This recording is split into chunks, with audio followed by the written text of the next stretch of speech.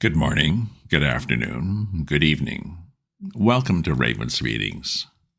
I'm reading from The Inimitable Jeeves, a collection of short stories written by P.G. Wodehouse in 1923. In them, Jeeves, a valet, and his employer Bertie Wooster are all characters in dozens of little vignettes. The stories are all told from the point of view of Bertie.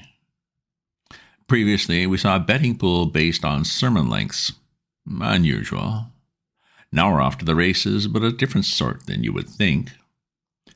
I do readings twice a week, Tuesdays and Fridays. If you subscribe to my Substack newsletter, you'll get notified of my updates as soon as they're ready. If you enjoy this reading or have other classics you'd like to hear, leave me a comment. Chapter 14, The Purity of the Turf, Part 1. After the sermon handicap, life at Twing jogged along pretty peacefully for a bit. Twing is one of those places where there isn't a frightful lot to do, nor any very hectic excitement to look forward to. In fact, the only event of any importance on the horizon, as far as I could ascertain, was the annual village school treat. One simply filled in the time by loafing about the grounds, playing a bit of tennis, and avoiding young Bingo as far as was humanely possible. This last was a very necessary move if you wanted a happy life, for the Cynthia affair had jarred the unfortunate mutt to such an extent that he was always waylaying one and decanting his anguished soul. And when one morning he blew into my bedroom while I was toying with a bit of breakfast, I decided to take a firm line from the start. I could stand having him moaning all over me after dinner and even after lunch, but at breakfast, no. We Woosters are amiability itself, but there is a limit. Now look here, old friend, I said, I know your bally heart is broken and all that, and at some future time I shall be delighted to hear all about it, but I didn't come to talk about that. No? Well, good egg. The past, said young Bingo, is dead. Let us say no more about it. Righto. I have been wounded to the very depths of my soul, but don't speak about it. I won't. Ignore it, forget it? Absolutely. I hadn't seen him so dashed reasonable for days. What I came to see you about this morning, Bertie, he said, fishing a sheet of paper out of his pocket, was to ask if you would care to come in on another little flutter. If there's one thing we Woosters are simply dripping with, it is sporting blood. I bolted the rest of my sausage and sat up and took notice. Proceed, I said. You interest me strangely, old bird. Bingo laid the paper on the bed. On Monday week, he said, you may or may not know, the annual village school treat takes place. Lord Wickhammersley lends the hall grounds for the purpose. There will be games, and a conjurer, and a coconut shies, and tea in a tent, and also sports. I know, Cynthia was telling me. Young Bingo winced. Would you mind not mentioning that name? I'm not made of marble. Sorry. Well, as I was saying, this jamboree is slated for Monday week. The question is, are we on? What do you mean, are we on? I'm referring to the sports. Steggles did so well out of the sermon handicap, he's decided to make a book on these sports. Punters can be accommodated at ante-post odds or at starting price, according to their preferences. I think we ought to look into it, said young Bingo. I pressed the bell. I'll consult Jeeves. I don't touch any sporting proposition without his advice. Jeeves, I said as he drifted in, rally round. Sir? Stand by. We want your advice. Very good, sir. State your case, Bingo. Bingo stated his case. What about it, Jeeves? I said. Do we go in? Jeeves pondered to some extent. I'm inclined to favor the idea, sir. That was good enough for me. Right, I said. Then we will form a syndicate and bust the ring. I supply the money, you supply the brains, and Bingo... What do you supply, Bingo? If you will carry me and let me settle up later, said young Bingo, I think I can put you in the way of winning a parcel on the mother's sack race. All right, we'll put you down as inside information. Now, what are the events?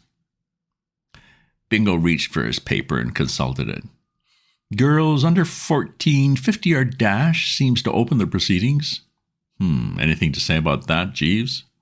No, sir, I have no information. Okay, what's the next?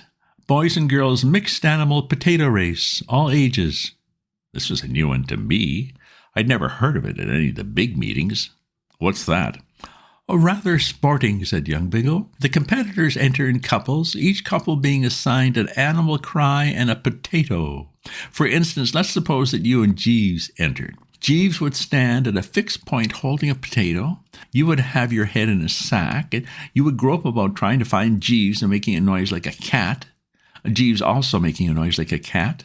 Other competitors would be making noises like cows and pigs and dogs and so on, and groping about for their potato holders, who would also be making noises like cows and pigs and dogs and so on.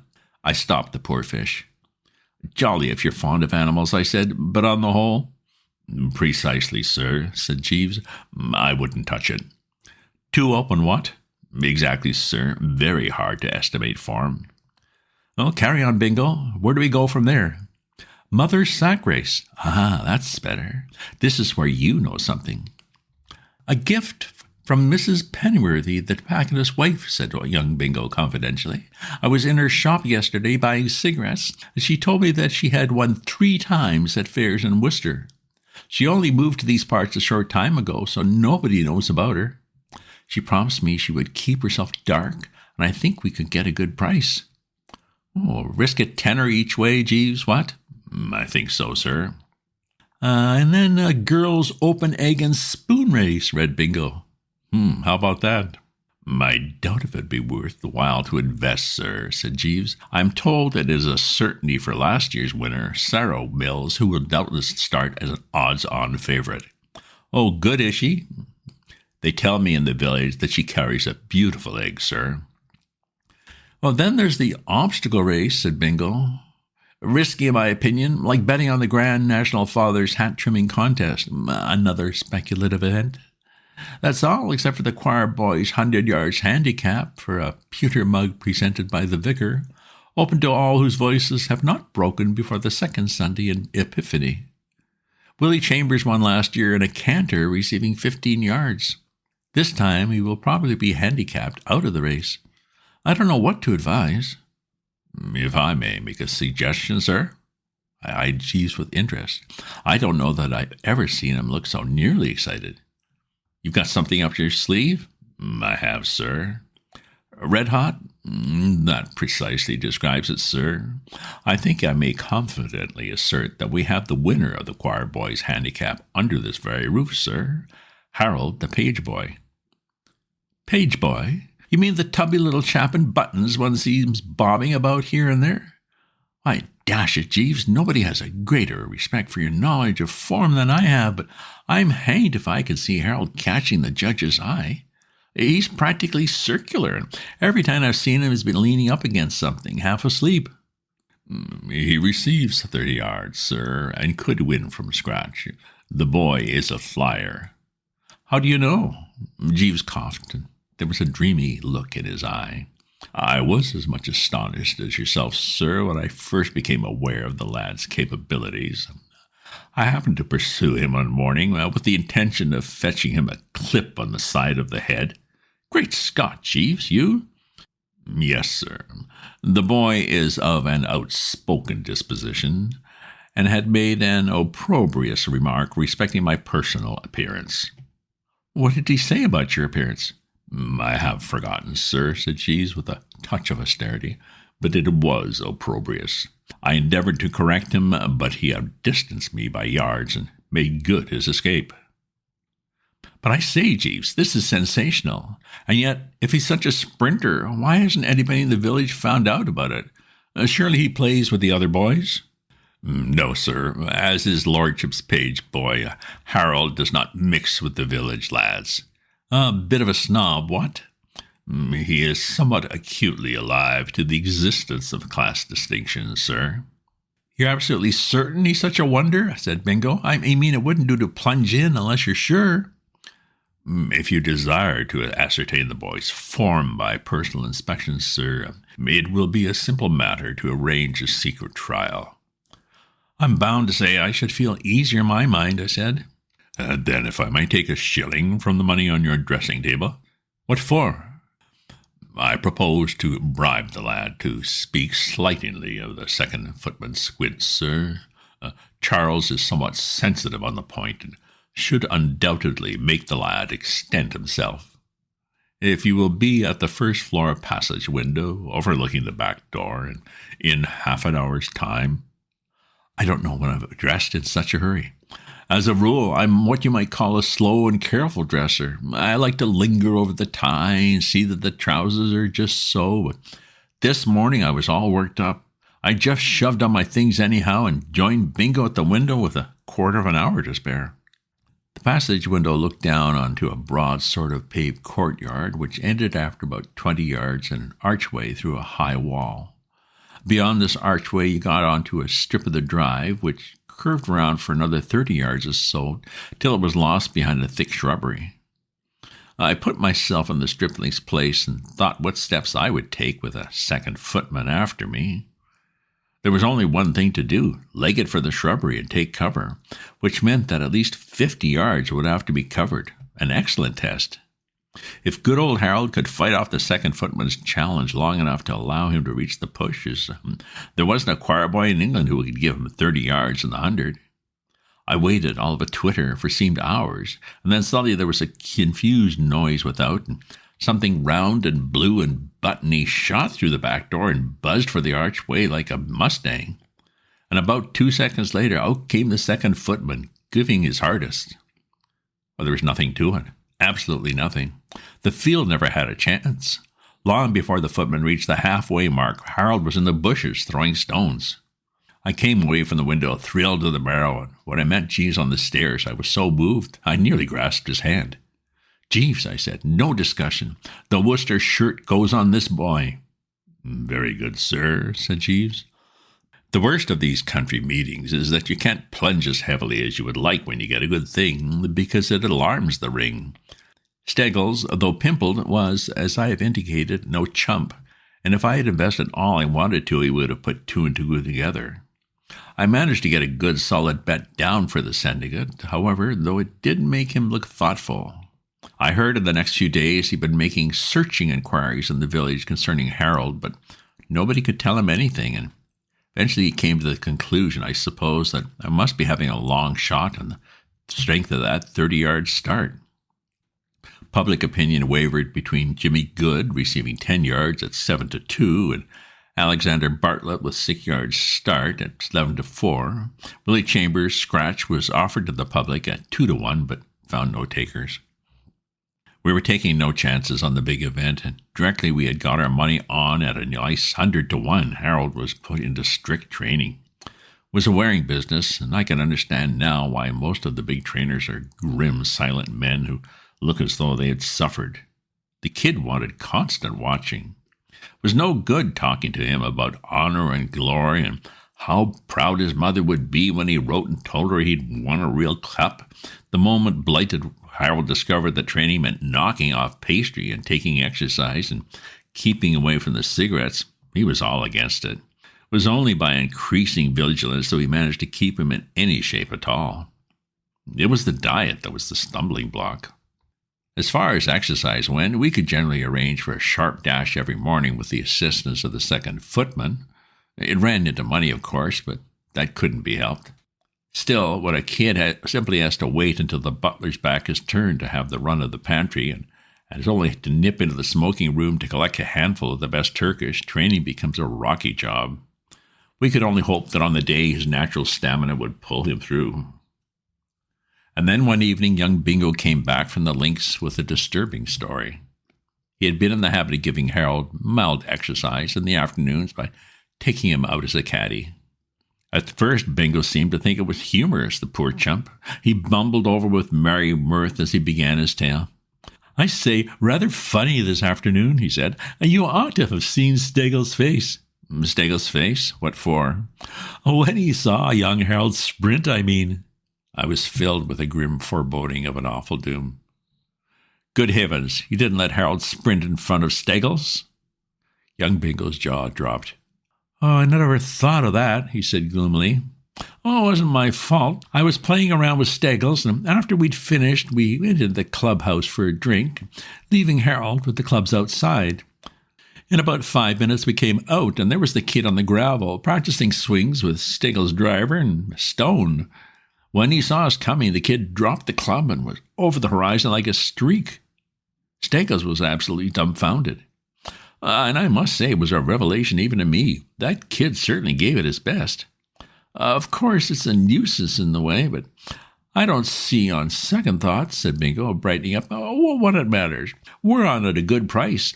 We've nothing to lose by the kid's form becoming known. I take it he will start odds on, but that doesn't affect us. I looked at Jeeves. Jeeves looked at me. It affects us all right if he doesn't start at all. Precisely, sir. Well, what do you mean? Asked Bingo. If you ask me, I said, I think Steggles will try to nobble him before the race. Oh, good Lord, I never thought of that. Bingo blenched. You don't think he would really do it? I think he would have a jolly good try. Steggles is a bad man. From now on, Jeeves, we must watch Harold like hawks. Undoubtedly, sir. Ceaseless vigilance. What? Precisely, sir. You wouldn't care to sleep in his room, Jeeves? No, sir, I should not. No, nor would I, if it comes to that. But dash it all, I said, we're letting ourselves get rattled. We're losing our nerve. This won't do. How can Steggles possibly get at Harold, even if he wants to? There was no cheering young Bingo up. He's one of those birds that simply leap at the morbid view if you give them half a chance. There are all sorts of ways of nobbling favorites, he said, in a sort of deathbed voice. You ought to read some of these racing novels. In Pipped on the Post, your Jasper Mall Everer, as near as a toucher, outed Bonnie Betsy by bribing the head lad to slip a cobra into her stable the night before the Derby. What are the chances of a cobra biting Harold Jeeves? Slight, I should imagine, sir. And in any such event, knowing the boy as intimately as I do, my anxiety would be entirely for the snake. Still, unceasing vigilance, Jeeves. Most certainly, sir. I must say I got a bit fed up with young Bingo in the next few days. It's all very well for a fellow with a big winner in this stable to exercise proper care, but in my opinion, Bingo overdid it. The blighter's mind appeared to be absolutely saturated with racing fiction, and in stories of that kind, as far as I could make out, no horse is ever allowed to start in a race without at least a dozen attempts to put it out of action. He stuck to Harold like a plaster, never let the unfortunate kid out of his sight. Of course, it meant a lot to the poor old egg if he could collect on this race, because it would give him enough money to chuck his tutoring job and get back to London. But all the same, he needn't have woken me up at 3 a.m. twice running, once to tell me we ought to cook Harold's food ourselves to prevent doping, and the other time to say he'd heard mysterious noises in the shrubbery. But he reached the limit, in my opinion, when he insisted on my going to evening service on Sunday, the day before the sports. Why on earth, I said, never being much of a lad for evensong. Well, I can't go myself, he said. I shan't be here. I've got to go to London today with young Egbert. Egbert was Lord Wickhammerly's son, the one Bingo was tutoring. He's going for a visit down in Kent, and I've got to see him off at Charing Cross. It's an infernal nuisance. I shan't be back till Monday afternoon. In fact, I shall miss most of the sports, I expect. Everything, therefore, depends on you, Bertie. But why should either of us go to the evening service? Ass, Harold sings in the choir, doesn't he? Well, what about it? I can't stop him dislocating his neck over a high note, if that's what you're afraid of. You fool, Steggles sings in the choir, too. There may be dirty work after the service. What absolute rot. Is it? Said young Bingo. Well, let me tell you that in Jenny the Girl Jockey, the villain kidnapped the boy who was to ride the favourite the night before the race, and he was the only one who understood and could control the horse, and if the heroine hadn't dressed up in riding things, then... Oh, all right. But if there's any danger, it seems to me the simplest thing would be for Harold not to turn out on Sunday evening. Oh, he must turn out. You seem to think the infernal kid is a monument of rectitude, beloved by all. He's got the shakiest reputation of any kid in the village. His name is as near as mud as it can jolly well stick. He's played hooky from the choir so often that the vicar told him if one more thing happened, he would fire him out. Nice chumps we should look if he was scratched the night before the race. Well, of course, that being so, there was nothing to do but toddle along with him. I'll pause my reading of this chapter here at the halfway point. It seems dangerous to depend so much on round little Harold. Stay tuned for the rest of this chapter, The Purity of the Turf, where we'll have the running of all these races. If you subscribe to my newsletter, you'll get notified of my updates as soon as they're ready. If you enjoyed this reading or have other classics you'd like to hear, leave me a comment. Check out my other posts on my Substack at ravensu.substack.com, and remember to share this with your friends. Ta-ta for now.